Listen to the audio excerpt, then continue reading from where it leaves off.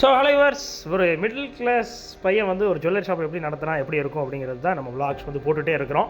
So அதில் வந்து அன்றைக்கி வழக்கம் போல் எழுந்திரிச்சு கடையை திறந்து போயிட்டு எல்லாமே நம்ம வழக்கம் போல் பண்ணுற க்ளீனிங் ஒர்க்ஸ்லாம் பண்ணி இன்றைக்கி கடையோட கிளாஸ் எல்லாம் சும்மா பல தொடச்சி வச்ச அப்புறம் தான் எனக்கே ஒரு நிம்மதியாக இருந்ததுங்க. அப்புறம் இன்றைக்கி கொஞ்சம் சேடான விஷயம் என்ன ஆகிடுச்சுன்னா, காம்ப்ளெக்ஸில் உள்ளே தான் வச்சுருந்த அந்த போர்டையே தூக்கிட்டு போயிட்டாங்க. ஸோ வெளியே ஸ்டாண்டிங் போர்டு மாநகராட்சிக்காரங்க. நான் உள்ளே தானே சார் வச்சுருக்கேன்னு, உள்ளேயோ வெளியேயோ வைக்கக்கூடாது தம்பி அப்படின்ட்டாரு. சரி ஓகே சார், நான் காம்ப்ளெக்ஸ் உள்ளேயும் வைக்கக்கூடாதுங்கிறீங்களா, அப்போ நான் எங்கே தான் வைக்கிறதுன்னு தெரியல, கடைக்குள்ளே வச்சுக்கணும் அப்படின்ட்டாருன்னு நினைக்கிறேன். டன். So okay. அப்புறம் வந்து ஒரு கஸ்டமர் வந்து அவங்க சின்ன குழந்தைக்கு வந்து ஒரு இயரிங்ஸ் வேணும்னாங்க சில்வரில்.